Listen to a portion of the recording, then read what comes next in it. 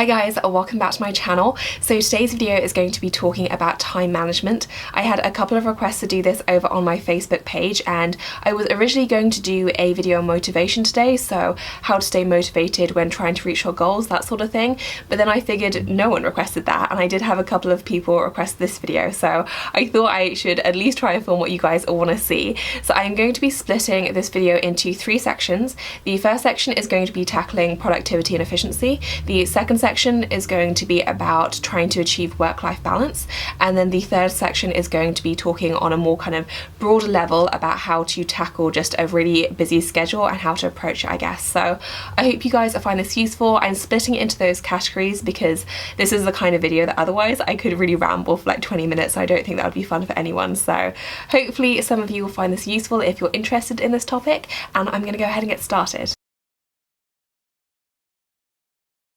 So first up is the topic of productivity, and the biggest advice I can give in this area is to find a method or methods that work for you. There is so much writing about this topic and so many articles and books, so there really is no shortage of information and different methods to look at.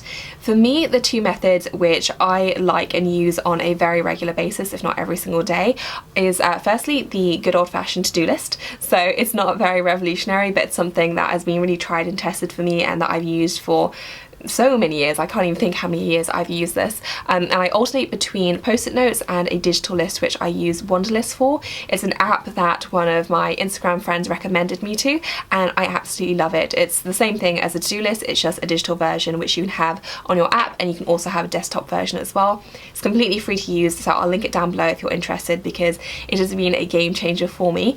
However, I do like having the combination of the digital version and also a paper version. For some reason I just like switching between the two, so it's entirely dependent on mood. They completely achieve the same thing. I just like having the variation. And the second method I use is time blocking. Time blocking is exactly what it sounds like. It's just about divvying up your day into different time blocks, and you can do this however you want. So every half hour, every 2 hours. I generally do it every 1 to 2 hours, and I allocate a set amount of tasks for every time block. I don't use this all the time because I do find it a little bit restrictive, but it is really helpful for me if I'm finding my to-do list isn't being that effective and I'm having trouble focusing or getting enough done. I will resort to the time blocking method, which really helps me to not feel overwhelmed to begin with. So if I lay it all out across the space of a day, I can see it is possible to get everything I want done as long as you're realistic with your time. And then it also just helps me to stay accountable for every set time block. So I find it very, very helpful. It won't be for everyone, but I really like using it in combination with my to-do lists. The next method I wanted to mention is called Scrum management, and this is a very famous concept, so I'm sure many of you will be familiar with it. If not, then I would recommend having a Google. There is a ton about it online. You can even just look at the Wikipedia page and that will give you a really good overview, but essentially in a very, very simplistic form, it's about the art of quick wins. So the idea is that you have a list of things to do, and then you give each one a score based on the value it has and also how long it will take. And the idea is that you're then able to rank everything, and then you're able to score some quick wins. So do the things which provide value but also don't take much time, and that often, for me certainly, it helps me have a certain amount of momentum, and that really motivates me to get everything else done. So it's really great. It's applicable to a whole variety of situations, so lots of businesses use it as well, and I think it's a great one to know about, especially if you often have a lot of things to do and can sometimes feel quite overwhelmed. In terms of making use of my time, I'm a big fan of multitasking. Not all the time, but especially when I'm going to be doing something else anyway and I can get something else done, I will always try and make use of that time. So for example, on my commute going to and from work, I will try and use that time to edit or catch up on comments or emails or something like that. In the shower, I will often brainstorm ideas for work or for videos. You know, it's really important to me to make use of those chunks of time. However, crucially, I do that in order to allow myself downtime, and I used to be less good at that. I'm not always the best at taking time off, but I found that if I try and make use of my time all the time, that just leaves me feeling exhausted, and it actually ends up with me being quite unproductive. So in order to make sure that I do have enough downtime, I try and make use of those other blocks of time, like my commute in the morning, where it's not as if I consider that downtime anyway. So if I'm using that time to get something else done, then it frees me up in the evening to have a nice, you know, night in with Dan or to see friends or something like that, I would discourage trying to make use of every moment of every hour of every day, because it will ultimately lead to a burnout in most cases, I think. But if you're doing it to make sure that you do have free time to really kind of decompress and relax later, I find it to be very helpful, and that's something that I've been doing more and more of, especially in the last 3 or 4 months, I'd say, and it's really been working out well for me. So just be mindful of those time periods where you don't consider it downtime and you could be doing something else, which could potentially lead to more free time later. If you're finding it difficult to maintain concentration and focus, then I have found 3 things to really help me when I'm struggling as well. So the first one is to get enough sleep, which sounds like a no-brainer, but if I don't have much sleep, I may get a couple more hours in my day, but I am not focused, I feel fuzzy, I feel fatigued, and it's generally not conducive to a very productive day. So the first one is getting enough sleep. The second one is cutting down on caffeine. This will be linked to getting enough sleep, but if you are able to cut down on how much you consume, it can really help with concentration in my experience. And the third one, and this won't be for everyone, but for me, meditation really helps. So I've really been making an effort to just spend 10 minutes a day meditating or practicing mindfulness, or however you want to call it, and it's had such a big knock-on effect for me throughout the day. So I would highly recommend it. There are a ton of free resources to help you get started. I'll list some of them down below if it is something that you want to try. I absolutely love it, and I think it's made such a big impact on my day-to-day life.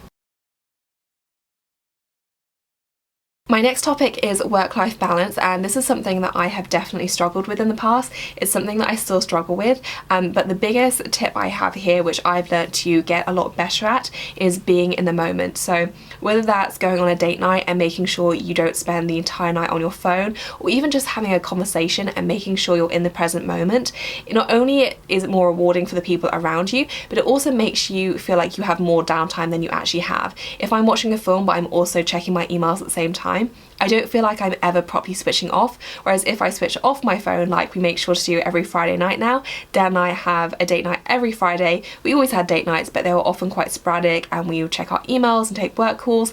Now we cut ourselves off, and it's so much better for that, and we feel much more refreshed because of it as well. So it's great for you, it's good for the people around you, and it really helps you to live in the moment, appreciate it, and also to properly wind down and switch off as well. And then secondly, I'm a really big believer in taking enough time for yourself, and for different people that will probably mean different things. So for you it might be reading a book, or going for a walk, or going for a facial or massage, whatever it is. For me, it's always the same 3 things. So it's making sure I get exercise, it's making sure I meditate, and it's also making sure I have enough time to cook a healthy meal.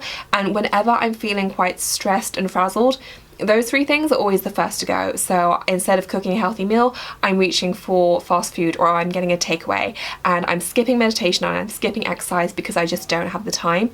And I've really come to learn that those little time investments actually set myself up for success rather than taking away my precious time. So yes, it may take a little bit more time to cook a healthy meal, but instead of loading up on sugar and caffeine, which will inevitably lead to a sugar and caffeine crash, you're actually setting yourself for success later on when you have many hours of kind of balanced, fueled behavior, as opposed to those sugar highs and lows.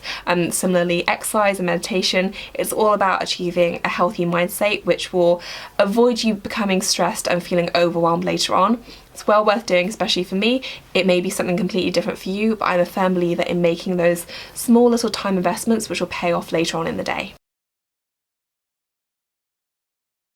And then for my final section, I'm just going to be discussing general thoughts on how to tackle a really busy, hectic schedule like I know so many of us do have. So my first thing is time budgeting, and by this I just mean realising that you can't get it all done, setting expectations accordingly, and just prioritise where you can. And I think life is just a constant balance of conflicting responsibilities and goals and priorities and all those things. And so if you have very rigid goals and you have to achieve them, otherwise the world will end, that's not going to lead to anything good. If you give yourself a bit more freedom and cut yourself a bit of slack, it's going to lead to a much more balanced, positive mindset, I think. And so there is a sense of freedom, I think, in realising that you can't get it all done, and that perhaps we don't even want to as well. So big believer in that. I think everyone should be a bit kinder to themselves, and that's something that I've definitely been working on as well. And then finally, the very last thought that I wanted to leave you with was the idea of dropping the struggle. And I love this concept, and it's something I repeat to myself pretty frequently, if not on a daily basis. And I actually got the idea from a newsletter from someone called Tara Stiles, who is a very famous yoga instructor. Many of you will probably know who she is. She has a YouTube channel, but she also not only does yoga, but talks about lots of cool life stuff as well. And she sends out these newsletters, and I received one 5 years ago, which obviously made an impact on me because I'm talking about it 5 years later, about dropping the struggle and approaching things with ease.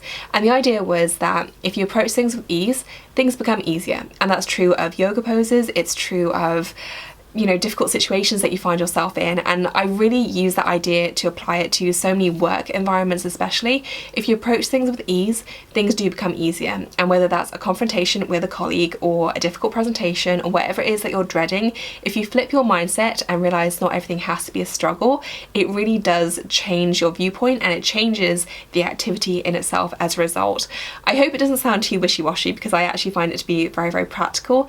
And especially in today's kind of social media world of everything has to be a battle, you know, it's you against the world, you know, let's do this, and all those kind of fun social media sayings, which often do a disservice, I think, to the idea that things don't have to be a struggle and not everything has to be a battle, and you can do things with ease and you can get a lot out of it as a result. So I love that idea, I apply it a lot, I tell it to myself a lot, I find it to be very soothing and often very helpful as well. So hopefully you'll like it as well. If I can find a link to the Tara Stiles subscription newsletter thing, I'll leave it down below, otherwise I'll link her channel or her blog or something like that. And that's it for this video, you guys. I hope you enjoyed it. These are just some of the tips and tricks that I've been using. They may not work for everyone, but if you have tips and tricks of your own, as I mentioned, please do leave them down below. I love this topic and I'm always keen to hear other people's take on it. If you enjoyed the video, please do give it a thumbs up, and as always, thank you so much for watching. I'll see you in my next one. Bye guys.